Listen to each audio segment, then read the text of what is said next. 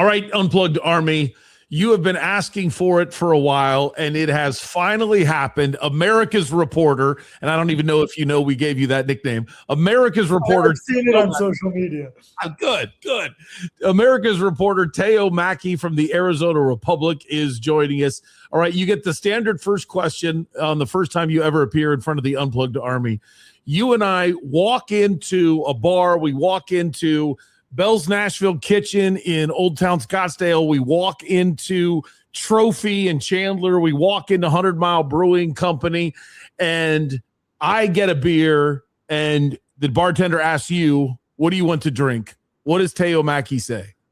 But this is completely dependent on the type of place that it is, right? It could be like a fancy cocktail bar where you want some sort of creative whatever.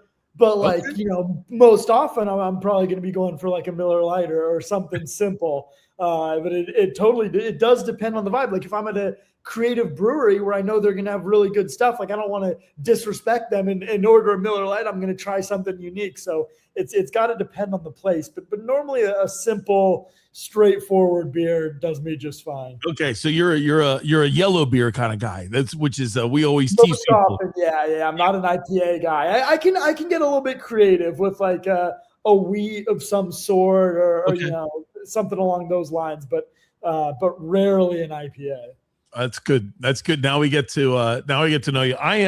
I'm an amber person, as you can see. I've become into ambers in like the last year or so. That's that's certainly in my rotation now. Well, there we go. So then I think the best beer in the state is one that's called A Mountain Amber Ale. So I'll buy you one when we go to 100 Mile Brewing Company at some point. Before we get into Cardinals, tell me your life story because we haven't had you on. What's your passion? What's your college? What's your most embarrassing moment when you ended up in a tree with your shirt off? Something like that. I'll skip on the last one.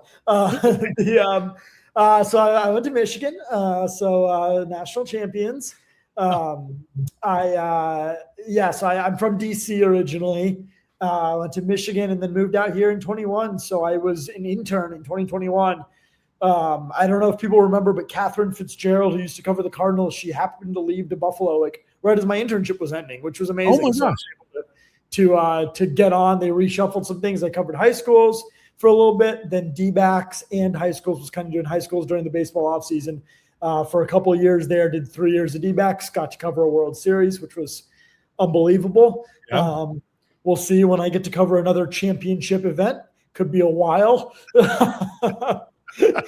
And then switched over to Cardinals 2020, started the 2024 season. Yeah, 2024. So going into year 3 now. So it's been fun. Yeah. I mean, like I always thought I would do baseball. Like I loved covering baseball, but man, since I switched over to football, it's really become my thing. And I love covering football. Loved learning the game of football. So like football's always been probably my favorite sport to watch, but it's like football would be the sport I would watch sitting on the couch on a Sunday, texting my friends, angry about some fantasy player or whatever. I wasn't like watching it like analytically and stuff. And I've loved the process of kind of learning the game through that lens, which has just been fun. So when you were growing up in DC, were you always a sports fan? Did you train? Oh yeah. I was like, I found like these. I was cleaning out my old room at my parents' old house, and I had these I was like 3 years old, and I had these. Presumably I was in school and they wanted us to like paint something like watercolor or whatever. Mm-hmm. And I just was, instead of doing that, I would like write like NBA box scores or like out of these like this art of like, often back then really it was basketball, baseball, of like art of like a baseball diamond and like the box score of like whatever baseball game I had watched the night before in the corner. That's instead impressive. of presumably whatever they had actually instructed us to paint. So I have no idea where you are life cycle wise, but tell me about March of 2012. Do you know where you would have been in life in March of 2012? Okay, March of 2012. This is going to make myself seem very young. I would have been in 7th grade. Okay. Did you already know where you were going to go to college? Did you already say, like, at what point did you know you were going to Michigan? because this is going to end up as a Michigan insult. That's where I'm leading you. Okay, so well, now that's what I was trying to think. So 2012, because obviously you said March, so now I'm thinking about it in terms of March Madness. That was the year before Michigan Louisville. So 2012.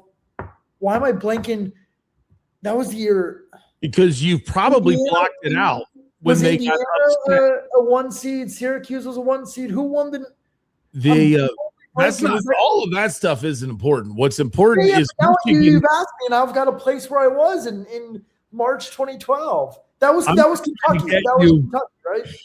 I'm just trying to get you to the first round, because in the first round, Michigan lost to the first Ohio University, and that is what's important. That's a deep cut. No, I was not a Michigan fan. My parents went to UNC, so I was a Carolina fan growing up. Okay, that makes sense. Yeah. So well, then it's not as funny to rip a 7th grader is what I'm basically doing.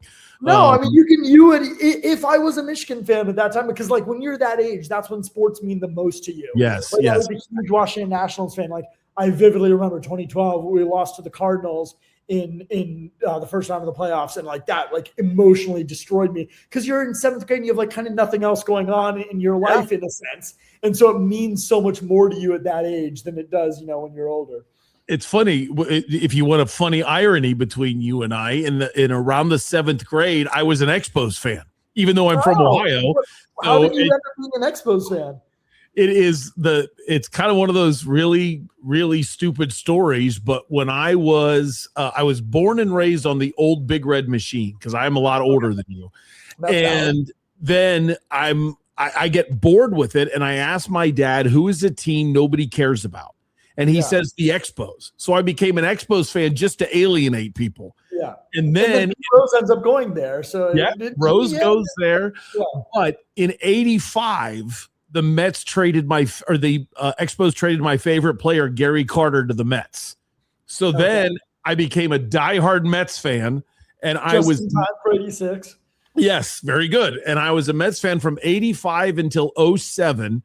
And then 07, I moved, maybe it was 08, I can't remember, but I moved here in 07, and the Mets did something that still pisses me off to this day. It was before we knew Jose Reyes was a horrible person, but he got 2 hits on game 161. And if he would have went 0 for 5 in game 162, he would have lost the batting title. So he benched himself just to win the batting title, and the Mets let him do it. And I was like, that's it.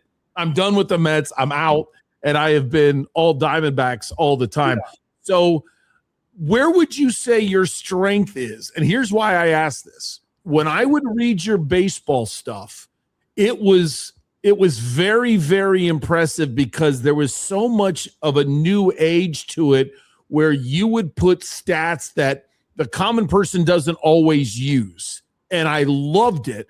When you went to football, you could tell there was a learning curve, and I'm just blown away by how much you've picked up, because I look at football as chess with 300-pound pieces, and that's why I absolutely love it. And I could tell when you first started writing on football, there was an adjustment, but it's clear you have worked unbelievably hard at learning the game, and you've arrived. And I just want to know where was your strength before, and what did you do to become a good football writer? Well, first of all, I really appreciate it. That's very kind of you. I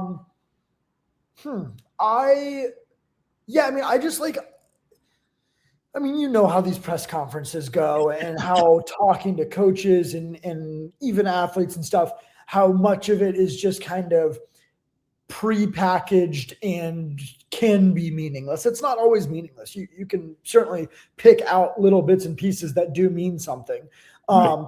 But like, to me, there's like little value in just going and writing, okay, well, here's what they said, and here's the regurgitation. He's in the best shape of his life, blah, blah, blah. Mm-hmm. Or,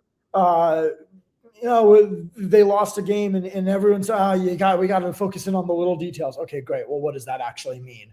So like with baseball, it's very easy to kind of get to that next level. Okay, peel back. Here's what they said. What does it actually mean? Because as you said, like the stats are there. It's not a simple game. It's a simpler game than football. Mm-hmm. You can go to Baseball Savant or Fangraphs or whatever, and that it's again, it's not easy, but it's very accessible to get that kind of, okay, well, why did Zach Allen struggle today? Okay, well, I can look at these 4 extra base hits that he gave up, and he left them all over the heart of the plate, and his fastball was down 2 miles an hour, and his curveball wasn't moving as much as it normally does. Okay, well, that's all very kind of right there for you. It's easy.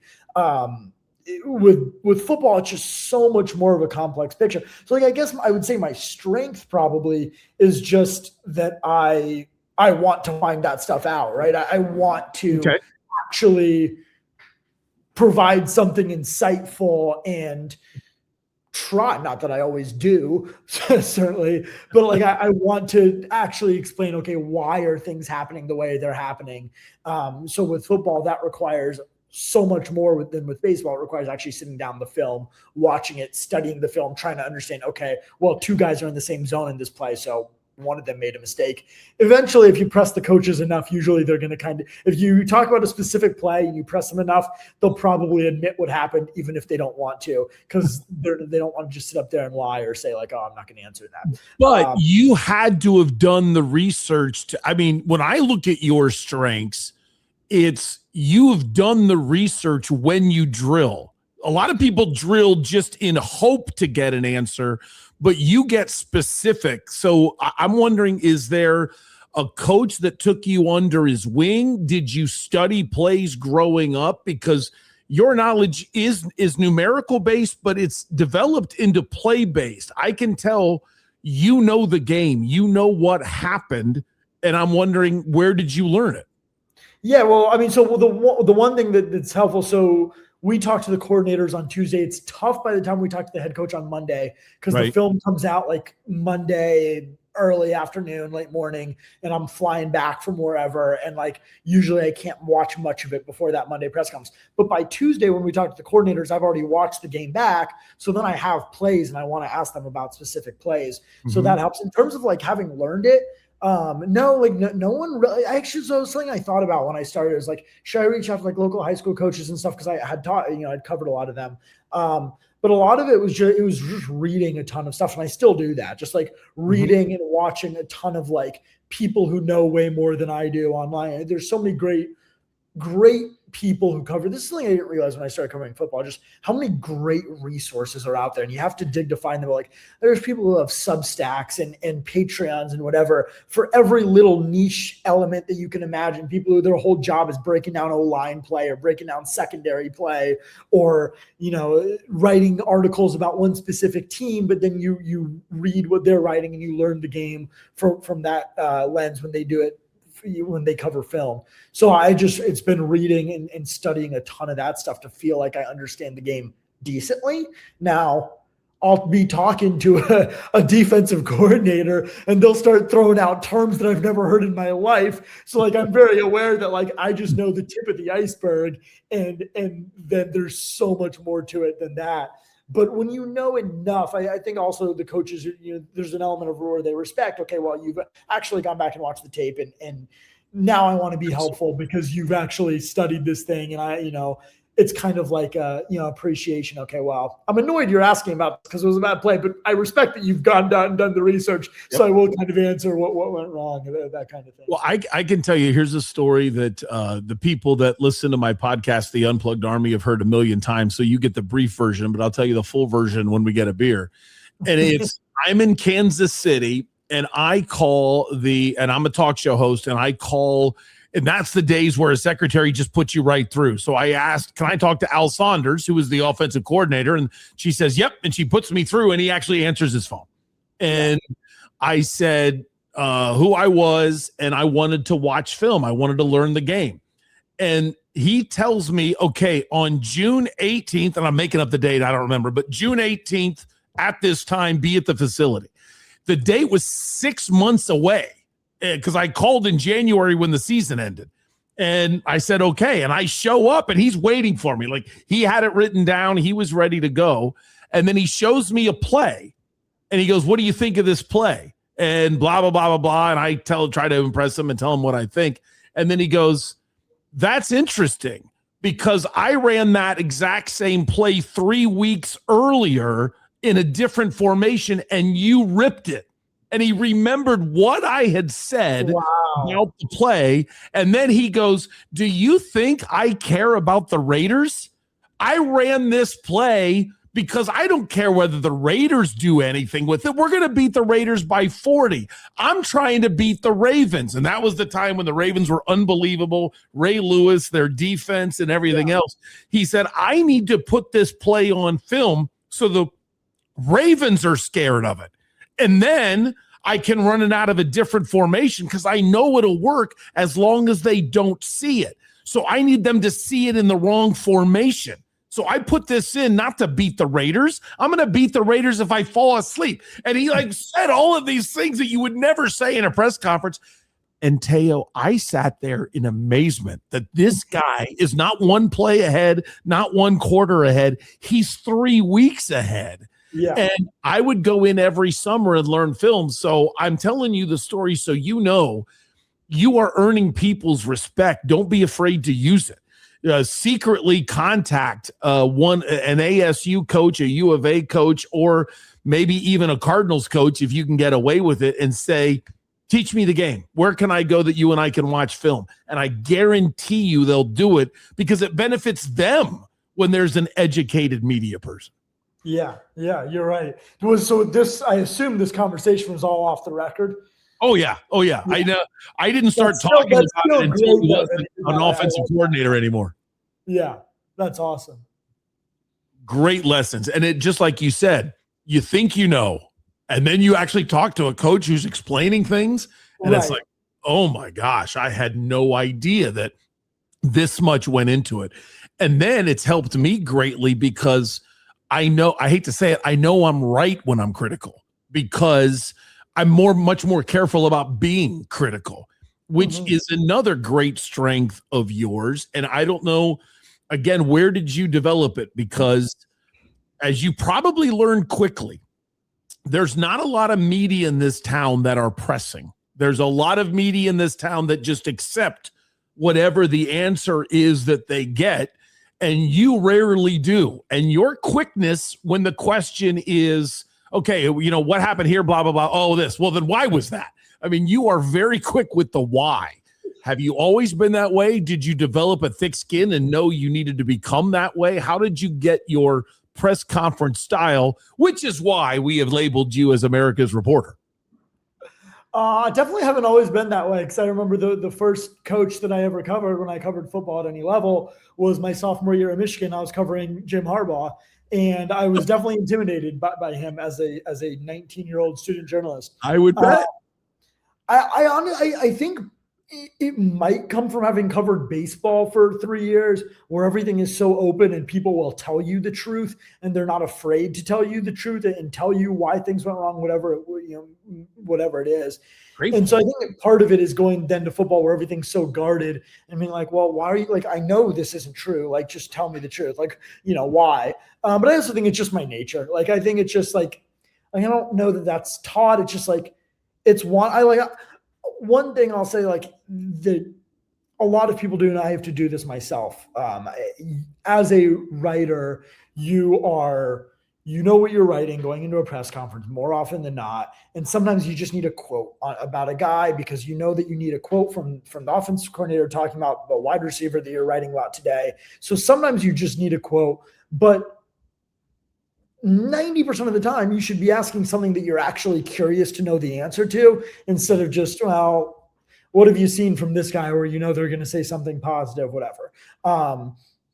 So if you're asking things that you're curious about and then they don't answer what you're curious about, then you're kind of naturally okay, well, why, why? Or you have a follow-up question that's okay, well, can you actually get to what I'm curious about instead of, deflecting or whatever it is. So I think that's really it. It's just having a curiosity and wanting an actual insightful answer, which honestly, usually it works out. Even with Monty this offseason, he was after the draft or something. I can't remember the details, but I was asking, about the lack of free agent spending, and whatever answer he gave me, it didn't really make sense. So I pressed on it. And then he explained, okay, well, it's the money that we have that you look at over the cap that it says we have this big number. It's not really fully that, because we have all these extensions coming up and we have our rookie class that we have to sign and all this, that, and the other. And then that's actually instead it's like, oh yeah, he actually makes a good point. They don't have as much money as it looks, because they're going to have to sign Paris Johnson and Michael Wilson and maybe Garrett Williams, whatever. The cap space that you look at, that giant number for 2027 won't actually be that number most likely. So when you follow up, they usually will, even if they originally don't want to, they usually will kind of give you an answer that kind of satisfies your curiosity, I guess, is what I would say. We understand if you have to protect whoever you're about to talk about with this question. So whether you tell us who it actually was or whether you need to keep that quiet, I understand. But whether it's a media relations person, a player, or a coach, tell us the story about the biggest pushback you ever got. Like you wrote an article and the phone call came the next day from either that person or the boss of, hey, the Cardinals called to complain about you today for the 47th time, or whether it was Jim Harbaugh that called to bust you. What's the time where you got the biggest pushback for something you wrote? It really hasn't happened much, honestly, that I can think of with the Cardinals. Like, you are so much of a nicer person than me. Man, did I get in trouble as a talk show host all the time. So I don't know what. I mean, you would think, there would be pushback, but I really never have had like an incident where a coach or a player has really said, hey, I really didn't like what you wrote, or I didn't like what you put out there with the Cardinals. Now, when I covered Michigan football, it was the COVID season. So this was my senior year, and they were playing, it was one of their last couple of games of the season. They were playing Penn State, who was, I think, winless at the time. They had a really bad year, both Michigan and Penn State. But no one was in the stands. So I went to go sit in the second row behind the Michigan bench and write, okay, well, what's going on the Michigan bench? What is it like on the Michigan bench right now as their season falls apart, blah, blah, blah, blah, blah, because, well, there's no one in the stands. So you can just go sit there. And so I wrote a story about kind of what the scene was like on the bench as they lost that game. And there was this little bit from the story that really blew up. That was some guy had an amazing acrobatic catch on the sideline right in front of Michigan's sideline. And the bunch of players just kind of sat on the bench and didn't react. And Harbaugh turns around and waves them to get up and cheer. Basically, he's telling them all right, get up and cheer for your teammate. And I wrote that. And the PR guy was just furious. I mean, you're not allowed to go sit there behind the bench. That's not an acceptable play. That's not one of the areas that media is going to go say, we're going to take your credential, blah, blah, blah, blah.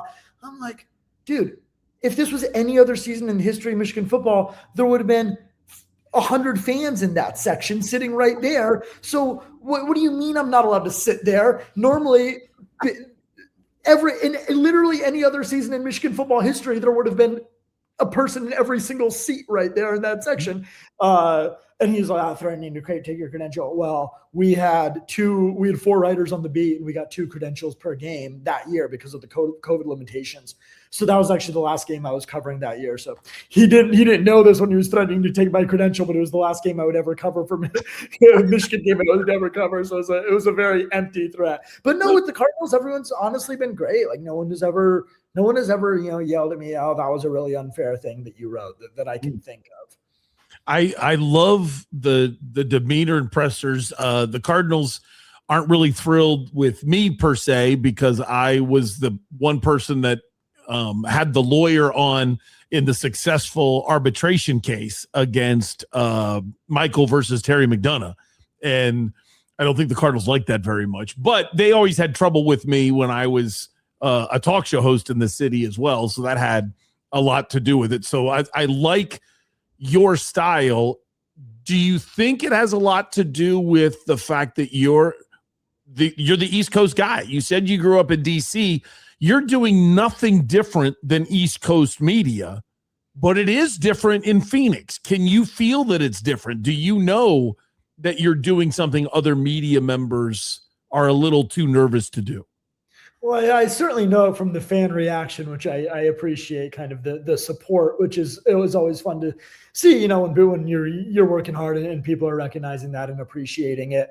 I don't know if it comes from, I don't think DC media is particularly tough. It's not Philly. It's not New York. It's not Boston. No, but it is East Coast. Yeah. I mean, it's just such a transient city. Like, we don't have the same level of ingrained, just like the fandom in DC doesn't run, maybe the Commanders accepted, doesn't run as deep as, Eagles, Phillies, Red Sox, right, Celtics, Bruins, Yankees, Knicks, whatever, like those teams where it's generations, because it's such a transient city. Honestly, like, I kind of wonder maybe, and this is certainly not a conscious thing, but like, of course I grew up as a fan of the Dan Snyder era Redskins. And so I do wonder if maybe there's some of it that's like, I grew up as a fan of a team that was so painfully hopeless every year, where it felt like ownership was preventing them from having any level of competence, and it felt like there was never and life becomes full circle, does it? And so, like, maybe, like, again, this is honestly the first time I heard it, was like, I've never kind of had this thought before. Like, maybe I'm like, maybe when the Cardinals do something where I'm like, well, that makes absolutely no sense, what are you talking about? Maybe it's like, deep down, I'm like 13-year-old me being angry about something that Mike Shanahan did. Like, maybe something is like subconsciously reactivated. I don't know. Maybe that I did root for a lot of very bad sports teams growing up. So I do love this, because again, being from Ohio, sometimes weird things happen, but I, using the logic of a strange 5-year-old, I found out that in my family, you had to choose Lakers or Celtics very early on, because that's all that the NBA games were on TV. And so my dad was a Celtics fan, so I chose Lakers. I'm not a Lakers fan anymore, but I was growing up. And at the time, Jack Kent Cooke owned the Lakers. Oh, I didn't know that. Yeah, he owned the Lakers and sold them to Dr. Jerry Buss. And I just used the logic of a 5-year-old, and I said, well, the Redskins must be cool too, because the same guy owns them. So I was the only Redskins fan in Ohio. I still am, but it's funny the difference in our ages. I just look at Daniel Snyder as something to erase, because I can go straight from Jack Kent Cooke to now and be happy. And yet it's so weird to think of you and your age that's all you know. And of course, the first year that I was covering the NFL was 2024. So, like, I don't know how much general fans know. But like, when you cover a sport day to day as a beat writer, you put your fandom aside, and that's not, whether that's like, sometimes that is intentional. Okay, I don't want to be a fan, but it's also just, you don't have the time or the bandwidth. Like, how can I possibly keep up with? Certainly when I was covering baseball, like, I lost my Nats fandom, because it's, I was watching 120 D-backs games a year. Where was I going to find the time to watch Nationals games? So I was a huge Skins and Commanders fan up until 2023, and then 2024 I get the beat, and I'm like, okay, well, I'm done being a fan of the team, and now I cover the Cardinals. And of course, the first year that I'm not a fan, they go on to the NFC Championship game after I had, every single year of my life, basically, they were awful. And then the first year that I'm not a fan, like, I'm watching all my friends go crazy for it, and I'm like, wow, this would have been fun. What have you seen this year? What is if I say the number one Theo takeaway of 2020? Well, by the way, you should start using that for your articles. Theo's takeaways. What's the number one thing you've seen? That would require people knowing how my name is pronounced, which is a minority.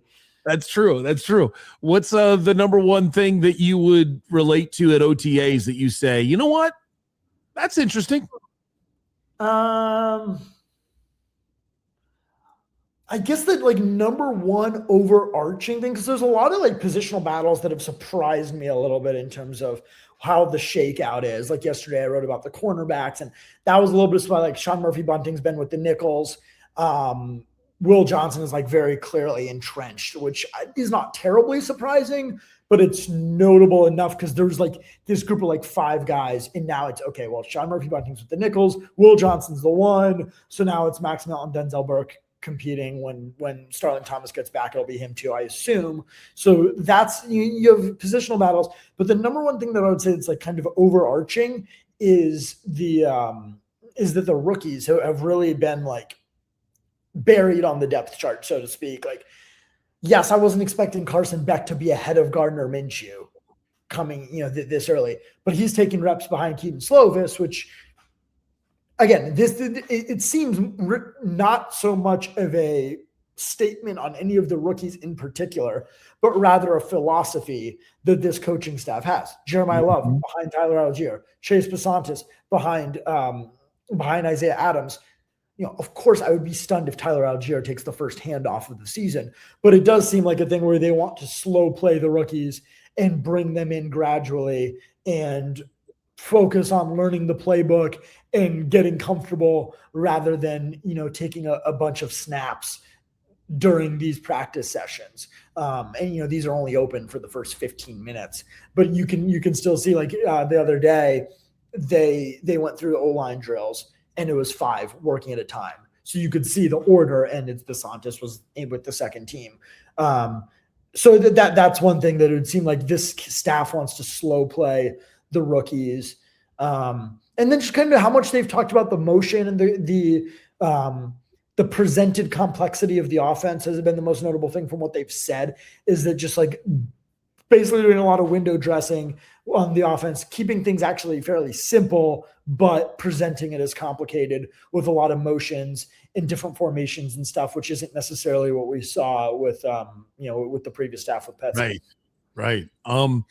If there was ever a day, it's only happened once and it was a punter, so it doesn't count. But if there was ever a day that an Arizona Cardinal actually got regular playing time and he was from the first Ohio University, I would go up to them and say, okay, where'd you live freshman year? Where'd you live sophomore? I would have that conversation in a quiet way that nobody knew I was doing it. Have you talked to Will Johnson? Does he know where you went to school? I know you've talked to him. Of course. Yeah. Okay. Yes, sometimes I have a Michigan polo that I wear. Like I think I'm trying to think of which, because there's so many Ohio State guys on this team. I'm trying to always think of. Well, I've definitely talked to Paris Johnson and Marv about it too from the other side. But of course, I've talked to Will about it, and get his opinion on, like at the end of last season, the basketball team was obviously looking very good by the time football season ended. Yeah. So, we talk Michigan basketball, talk football. I mean, the football team's been bad, or was bad. It has been bad the past couple of years with obviously Sharon Moore debacle. But it's a good thing to be able to talk, to those guys. Those guys are always passionate about their programs. So that's, usually a good thing to kind of connect with them over. It might be good that the Cardinals pulled my credential, because I joke. I say this is the truth, but I say it to be funny too. I'm the only Catholic in the history of Ohio that hates Notre Dame, Michigan, and Ohio State equally. So I don't think I would be in a good spot in Cardinals locker room, because there's not if you hate those 3 teams. You're alienating the RB1, the wide receiver 1B. The left tackle, maybe a starting cornerback, another starting cornerback. You're alienating a lot of guys. Starting linebacker, Cody Simon. Simon. That would not be good.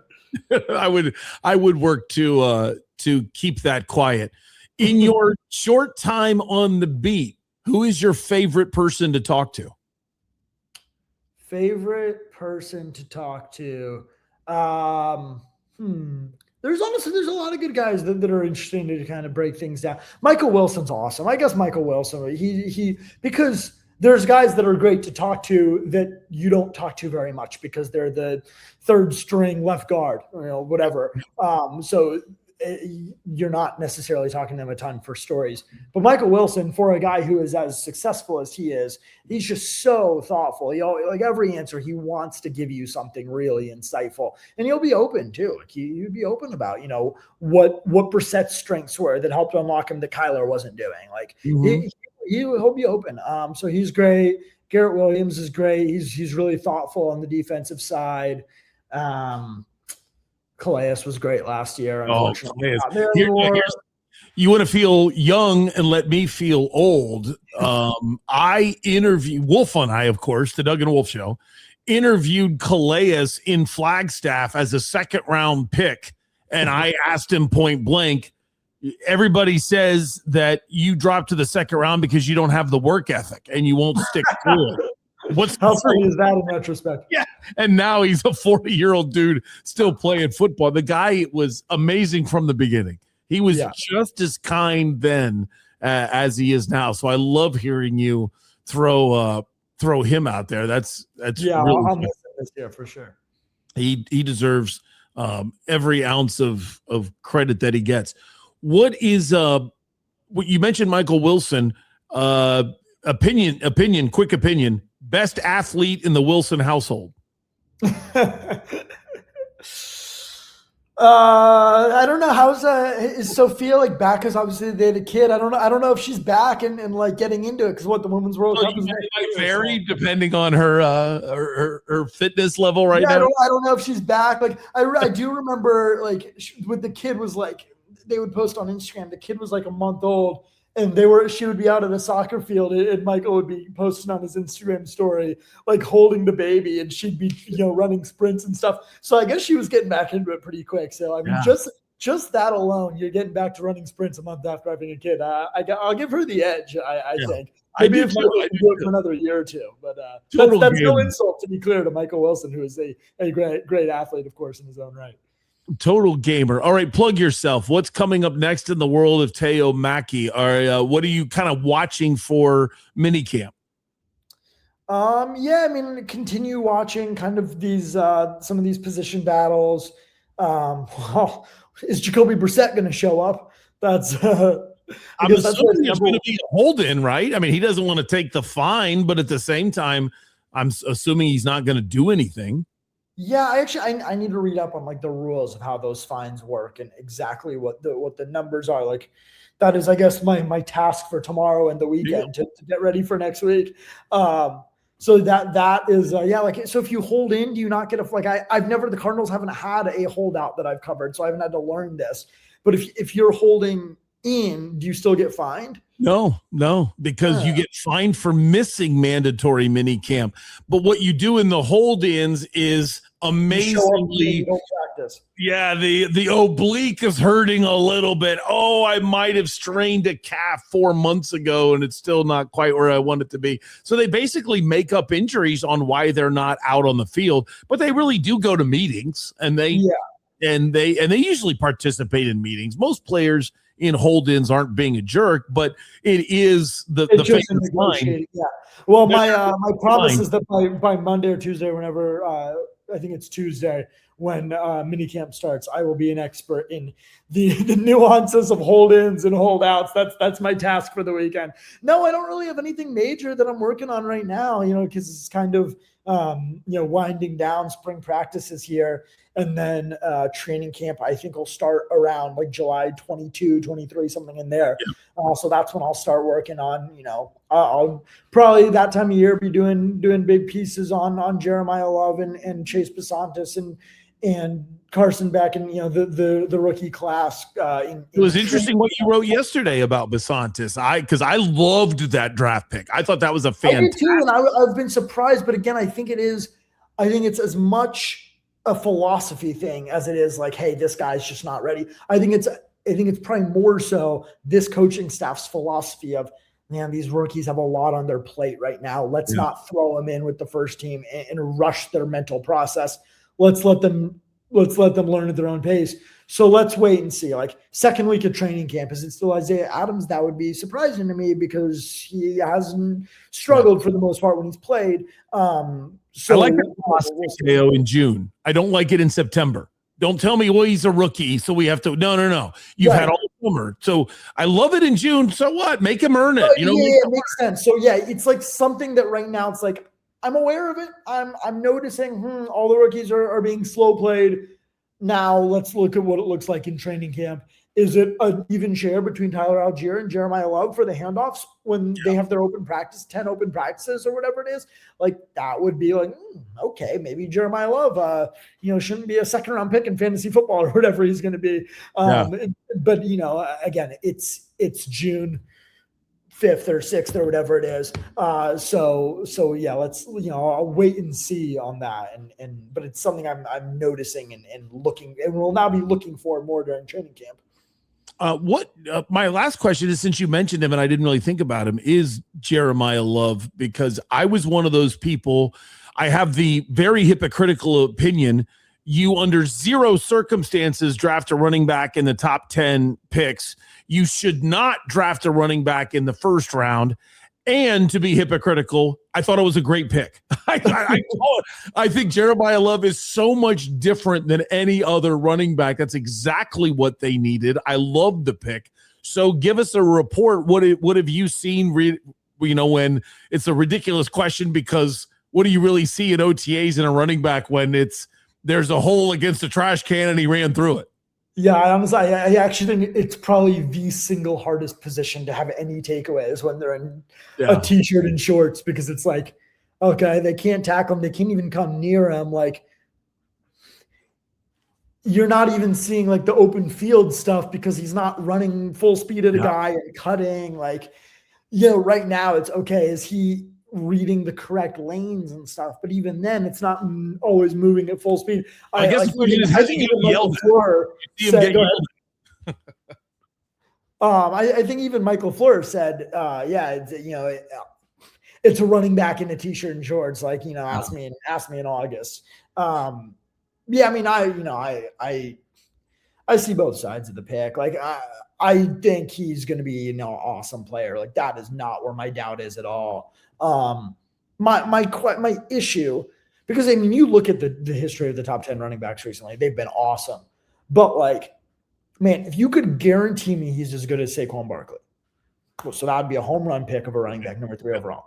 I still don't know for sure that I would sign. Like, if I'm picking a number 3 and you can guarantee me, okay, you're getting a player as good as Saquon Barkley here, I don't know. I really don't know if I would do that there, because of how easy it is to get running backs. Like, Christian McCaffrey was traded without giving up a first round pick.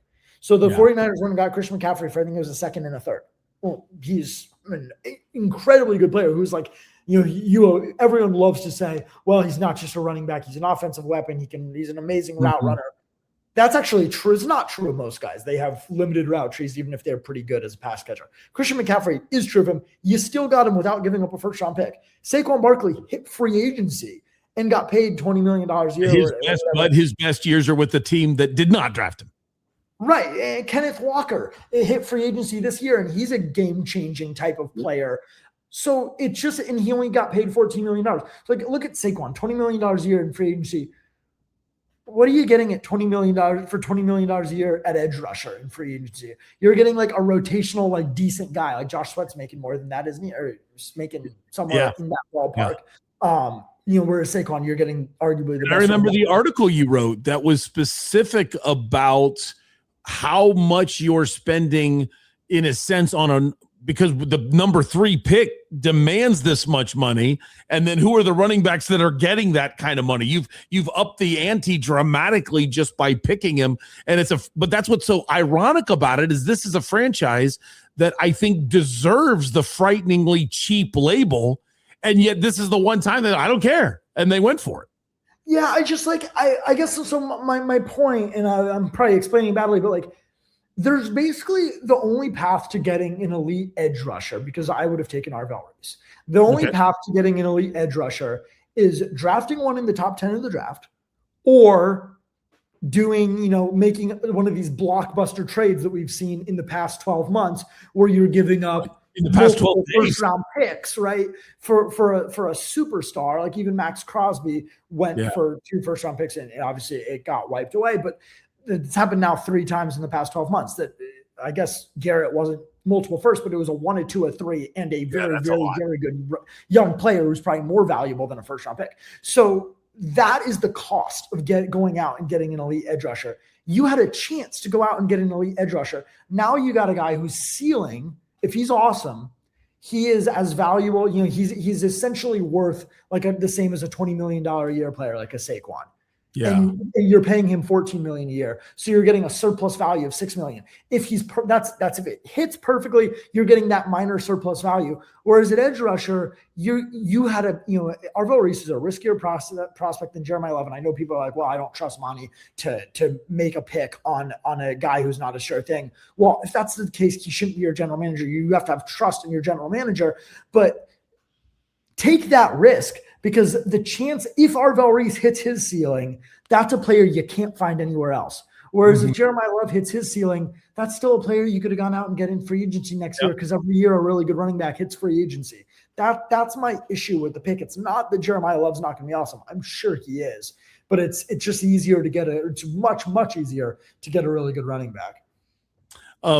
Last question is simply, how much can we drive you nuts? Because we love the Unplugged Army loves having you. I am so impressed with your writing style. I hope you understand how strange this is for someone your age to be in market 13, the #1 beat reporter of a heritage newspaper covering an NFL team, but you've earned it. It's not luck. You're good at your job. So I understand you don't have a lot of time, but at the same time, we want to eat up as much time as we're allowed to. So how often can I bug you?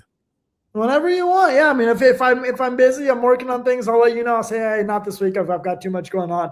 I mean, this time of year, I've really got very little going on. Yeah. It'll be, once the season starts, of course, busier.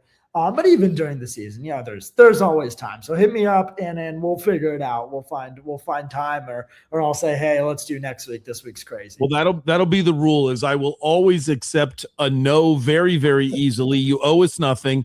And then cheese curds or the great Nashville hot chicken sandwich at Bell's Nashville Kitchen. You always lunch on us whenever you can make it.